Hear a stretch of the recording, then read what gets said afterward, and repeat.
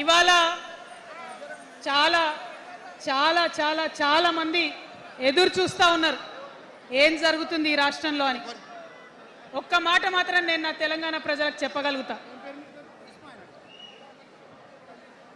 గత 20 ఏళ్లుగా తెలంగాణ ఉద్యమంలో నేను పోషించినటువంటి పాత్ర, తెలంగాణ జాగృతి పోషించినటువంటి పాత్ర మీ అందరికీ తెలిసిందే.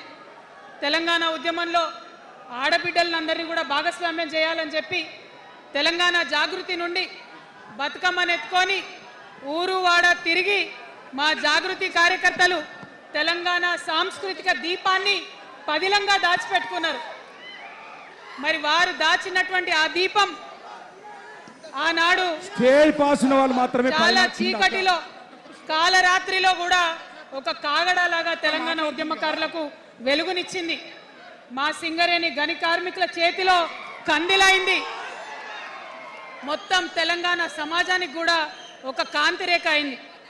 అప్పటి వరకు చాలా మంది మాట్లాడేది, మా స్టూడెంట్స్ అయినా అందరూ కూడా మాట్లాడేది, ఈ ఆంధ్రోళ్లతోని పంచాయతీ అవుతుందక్క, ఏం చెప్పాలి, మా గురించి ఎట్లా చెప్పుకోవాలి, మన సంస్కృతి గురించి ఎట్లా చెప్పుకోవాలని మాట్లాడినప్పుడు బతుకమ్మ వచ్చిన తర్వాత బలం వచ్చింది.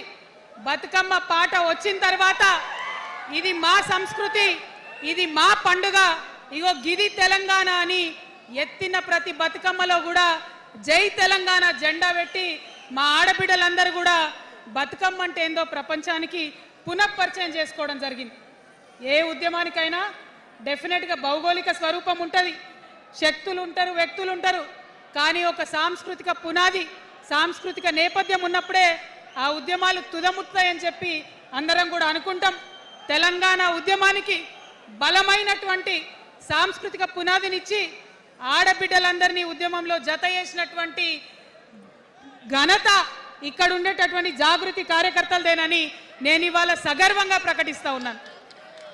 మరి ఇవాళ మిమ్మల్ని నేను కోరేది ఒకటే, కష్టపడ్డాం, తెలంగాణ తెచ్చుకున్నాం, కానీ మనం కలలు కన్న తెలంగాణ వచ్చి 12 ఏళ్ళైనా ఇంకా కూడా మనకు రాలేదు. ఏమేం కలలతో తెలంగాణ తెచ్చుకున్నామో ఆ కలలన్నీ ఇంకా నిజం కాలేదు. మరి తెలంగాణ ఉద్యమ రథం, ఆనాటి ఉద్యమ రథసారథి కేసీఆర్ గారి నేపథ్యంలో తెలంగాణ ఉద్యమ రథం ఎక్కడనో దారి తప్పింది. తెలంగాణ ప్రజల ఆర్తిని అది అర్థం చేసుకోలేకపోయింది. డెఫినెట్గా సామాజిక తెలంగాణ రథచక్రం అనేది విరిగి ముక్కలైపోయింది. ఒక కొత్త రాష్ట్రం వచ్చిన తర్వాత ఏ తరహా అయితే పని జరగాలో, ఏ తరహా అయితే పనులు ప్రారంభించుకోవాలో అవి జరగలేదని చెప్పడానికి ఒక ఇంత బాధపడతా ఉన్నాను. ఆనాడు ఏమనుకున్నాం, తెలంగాణ రాష్ట్రం వస్తే మనందరి బానిస సంఖ్యలు పోతాయి అనుకున్నాం, కానీ రైతులకు బేడీలు పడ్డాయి, ఇసుక దందా మీద ప్రేమతోని నేరెళ్ల దళితులకు దెబ్బలు పడ్డాయి, చావులైనాయి. ఒకరిద్దరు కలిసి మాట్లాడుకోవాలంటే ఎవరు ఫోన్ ఎక్కడ మానిటర్ చేస్తుండ్రో అని భయం, వ్యక్తిగత స్వేచ్ఛ లేదు, దారుణమైనటువంటి నిఘా నీడలో తెలంగాణ అంతా కూడా బతికింది. ఇది వాస్తవం. మనం అనుకున్న కలల తెలంగాణ రాలేదన్నది ముమ్మాటికి వాస్తవం. మరి అటువంటి సందర్భంలో నేను ఇవాళ మీ అందరికి ఒక మాట చెప్పాలి. ఆనాడు పరిపాలించిన కుటుంబంలో నేను కూడా ఒక భాగం. ఆనాడు పరిపాలించిన కుటుంబంలో ఒక భాగమైనందుకు కొన్ని విషయాలకు నేను సిగ్గుపడతా ఉన్నాను. తెలంగాణ ప్రజల్ని క్షమించమని కూడా కోరుతా ఉన్నాను. కానీ తెలంగాణ సాధించినందుకు మాత్రం చాలా గర్వపడుతున్నాను. నా జన్మ ధన్యమైందని చెప్పి భావిస్తూ ఉన్నాను.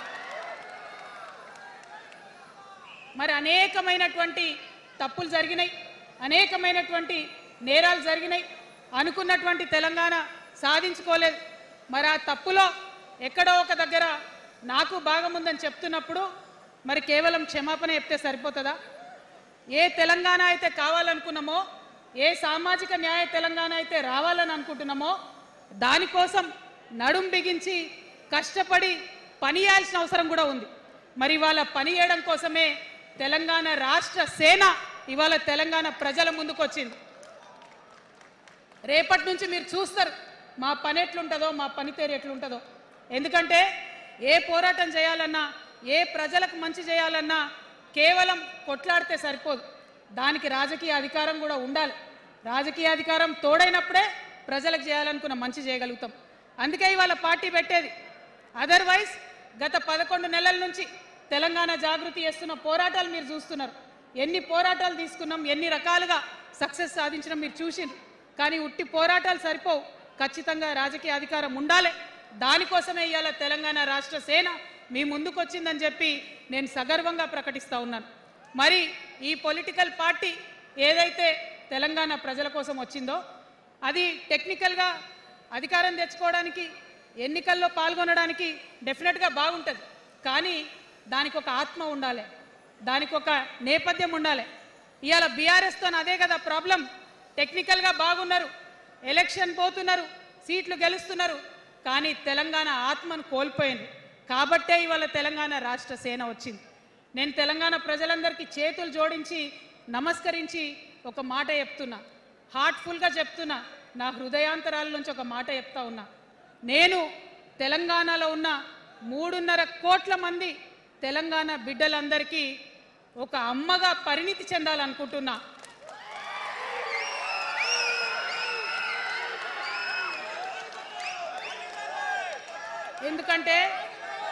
ఎందుకంటే ఒక అమ్మతనంతో పరిపాలన జరిగినప్పుడే బిడ్డలకి ఏదైనా కష్టం వస్తే అమ్మ హృదయం బద్దలవుతుంది. అటువంటి దుఃఖంతో పరిపాలన జరిగినప్పుడే, అటువంటి సంవేదనతో పరిపాలన జరిగినప్పుడే, అటువంటి ఆర్తితో పరిపాలన జరిగినప్పుడే రాష్ట్రం ముందుకు పోతుంది, రాష్ట్రంలో ఉన్న ప్రజల కష్టాలు తీరుతాయి. ఇవాళ ఎన్నిసార్లు ఎన్ని రకాలుగా ఆలోచన చేసినా మన తెలంగాణ రాష్ట్రంలో అనేక రోజుల నుంచి, అనేక సంవత్సరాల నుంచి ఒక భూస్వామ్య వ్యవస్థ నడిచింది. మనకు తెలుసు, అనేక రకాల పోరాటాలు వచ్చినాయి. సమానత్వం కోసం ప్రయత్నం చేసినాం, పోరాడుతూనే ఉన్నాం. అది రైతాంగ సాయుధ పోరాటం కావచ్చు, ముల్కీ ఉద్యమం 1952 కావచ్చు, 1969లో తెలంగాణ ఉద్యమం కావచ్చు, తర్వాత వచ్చినటువంటి నక్సలైట్ ఉద్యమం కావచ్చు, అనేక సామాజిక ఉద్యమాలు, ఎందరో మంది మహానుభావులు, ప్రొఫెసర్ జయశంకర్ గారి దగ్గర నుంచి మొదలు పెడితే చాకల ఐలమ్మ గారు, దొడ్డి కొమరయ్య గారు, ఆరుట్ల కమలాదేవి గారు, రావి నారాయణ రెడ్డి గారు, సురవరం ప్రతాప్ రెడ్డి గారు, దాశరథి గారు, కాళోజీ గారు, నక్సలైట్ ఉద్యమంలో గద్దరన్న గారు, గణపతి గారు, మారోజు వీరన్న గారు, సాంబశివుడు గారు, ఇట్లా అనేక మంది పోరాటం చేస్తే అంతో ఇంతో సమానత్వం ఇప్పుడు వచ్చింది. మలిదశ తెలంగాణ ఉద్యమంలో కేసీఆర్ గారు, అట్లానే ప్రాణాలు ఇచ్చినటువంటి ఇషాన్ రెడ్డి గారు, యాదయ్య కావచ్చు, సువర్ణ కావచ్చు, అనేక మంది కొట్లాడితేనే ఇవాళ తెలంగాణ రాష్ట్రం వచ్చింది. వీరికన్నా ముందు మరి మీ అందరికీ తెలుసు, సమ్మక్క సారలమ్మ దగ్గర నుంచి మన దగ్గర సామాజిక ఉద్యమాలు నడిచినాయి. కొమరం భీమ్ కావచ్చు, సమ్మక్క సారయ్య కావచ్చు, సారలమ్మ కావచ్చు, షోయబుల్లా ఖాన్ కావచ్చు, మగ్దూం మొయ్యుద్దీన్ కావచ్చు, ఇట్లా అనేక మంది కొట్లాడితే కొంచెం సమానత్వం వచ్చింది. కొండా లక్ష్మణ్ బాపూజీ గారిని తెలుసుకోవాలి, పండుగ సాయనని తెలుసుకోవాలి, సర్వాయి సర్దార్ పాపన్న గౌడ్ని తెలుసుకోవాలి. ఇట్లా అనేక మంది కొట్లాడి, పంతు నాయక్ గారు ఉన్నారు, మరి ఇట్లా ఆదివాసీ వీరులు అనేక మంది ఉన్నారు, బియ్యాల జనార్దన్ రావు ఉన్నారు, ఆదివాసీల కోసం కొట్లాడినటువంటి బిడ్డ. వీరందరినీ కూడా వారి స్ఫూర్తిని తీసుకుంటాం. రాజ్యాంగబద్ధంగా రాజకీయ శక్తితోని పోరాటాలు మిళితం చేసి, ప్రజా పోరాటాలు మిళితం చేసి మనం కలలుగానేటటువంటి సామాజిక న్యాయ తెలంగాణను సాధిస్తామని మళ్ళొకసారి సగర్వంగా ప్రకటన చేస్తూ ఉన్నాం. మరి వాళ్ళ తెలంగాణ రాష్ట్ర సేన మీ ముందుకు వచ్చిందంటే ఉట్టిగానే రాలే. తెలంగాణలో ఏం జరుగుతుందో ఒకసారి తెలుసుకోవాలి, మనం ఆలోచన చేసుకోవాలి, అర్థం చేసుకోవాలి. ఎన్ని పార్టీలు ఉన్నాయి? 3 పార్టీలు ఉన్నాయి. భారతీయ జనతా పార్టీని తీసుకుందాం. ఆ బీజేపీ అనే పార్టీకి అసలు తెలంగాణ ఏర్పాటే ఇష్టం లేదు, తెలంగాణ ఏర్పాటు అవడమే ఇష్టం లేదు. అందుకే వాళ్ళ అగ్రనాయకత్వం అంతా కూడా ఏం మాట్లాడతారు?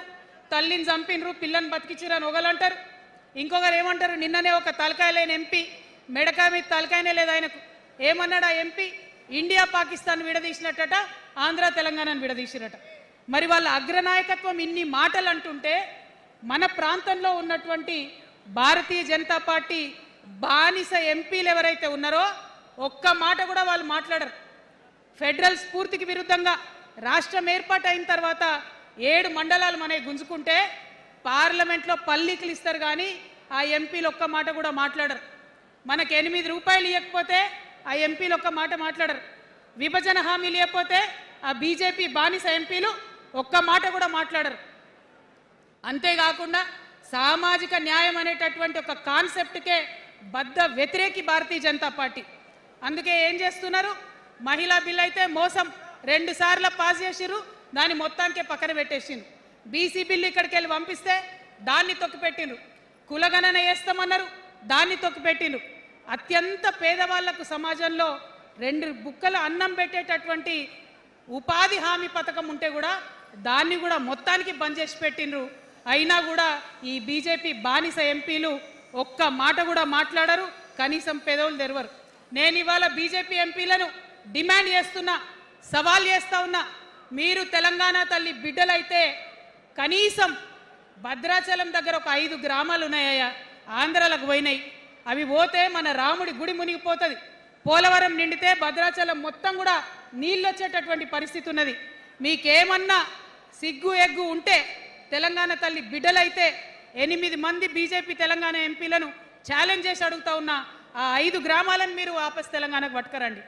మేం మాట్లాడినాం, జాగృతి నుండి మాట్లాడినాం, ఆంధ్ర వారికి లేఖ రాసినాం, కేంద్రానికి లేఖ రాసినాం. మరి మీరేం చేస్తున్నారయ్యా? రాముడి గుడి ఇక్కడ భద్రాచలం రాముడు కాదా? ఆయన గుడి మునిగిపోయినా మీరు మాట్లాడరా? నేను సవాల్ చేస్తా ఉన్నా భారతీయ జనతా పార్టీ ఎంపీలకు, ఖచ్చితంగా మీరు 5 గ్రామాలను తెలంగాణకు తీసుకురావాలి. ఇక బీఆర్ఎస్ పార్టీ ఉంది, ఇంకో పార్టీ. ఏముంది ఆ పార్టీలో? మొట్టమొదటి ప్రభుత్వం వచ్చింది, తొట్టతల్లి ముఖ్యమంత్రి గారు అయినరు. మంచి సాలు తీయాల్సి ఉండే, అది సామాజిక న్యాయానికి కావచ్చు, ఒక ప్రణాళిక కావచ్చు. 3 ముఖ్యమైన అంశాలతో తెలంగాణ తెచ్చుకున్నాం: నీళ్లు, నిధులు, నియామకాలు. ఏం చేసింది బీఆర్ఎస్ పార్టీ? నీళ్ల కోసం 10 సంవత్సరాలలో 1,89,000 కోట్ల రూపాయలు ఖర్చు పెట్టింది. 1,89,000 కోట్ల రూపాయలు ఖర్చు పెట్టి ఎన్ని ఎకరాలకు నీళ్ళు ఇచ్చిందంటే 14 లక్షల ఎకరాలకు నీళ్ళు ఇచ్చింది. అందులో 2 పెద్ద ప్రాజెక్టులు, ఒకటి పాలమూరు, ఇంకోటి కాళేశ్వరం. ఆ రెండిటికి కలిపి 1,21,000 రూపాయలు ఖర్చు పెట్టింది. ఎన్నిటికి నీళ్ళు ఇచ్చిరాయా? ఎన్ని ఎకరాలకంటే 1,00,000 ఎకరాలకు నీళ్ళు ఇచ్చిరు. ఈ మాట బాధతో చెప్తున్నా. నేను కూడా బీఆర్ఎస్ అప్పుడున్న టీఆర్ఎస్కి నేను కూడా నా రక్తాన్ని, నా చెమటని, నా సమయాన్ని కుటుంబంతో పిల్లలతో గడపాల్సిన టైంలో టీఆర్ఎస్ పార్టీ బలోపేతానికి పనిచేసిన వ్యక్తినే నేను కూడా. ఆనాటి కేసీఆర్ వేరు, ఇప్పటి కేసీఆర్ వేరు. ఆనాటి కేసీఆర్కి తెలంగాణలో చేనేత కార్మికులు చచ్చిపోతుంటే భిక్షాటన చేసిన కేసీఆర్ ఆనాటి కేసీఆర్. ఇయాలటి కేసీఆర్ మారిన మనిషి, మనిషి, మన మనిషి కాదు. ఏమైంది ఇయాలటి కేసీఆర్కి? హైడ్రాల ఇల్లు కూలిపోతుంటే అరుస్తున్నారు, అన్నా ఎక్కడున్నావు రా, వచ్చిండ్రా? రాలే. వెలుగుమట్ల ఇల్లు కూలితే వచ్చిండ్రా? రైతులకు వర్ష బీభత్సమై మొత్తం పొలాలు మునిగిపోతే వచ్చిండ్రా? చేవెళ్ళ దగ్గర బస్ యాక్సిడెంట్ అయితే వచ్చిండ్రా? ఎక్కడ చిన్న కష్టం వచ్చిన ప్రజలకు ఆ సారు రారు, ఆ సారు రారు. ఎందుకంటే ఆయన మారిన మనిషి, మనిషి, గుంటనెక్కల తోడేళ్ల చేతిలో ఖైదీ అయినటువంటి మనిషి, మన మనిషి కాదు. బాధతో, దుఃఖంతో, ఆవేదనతో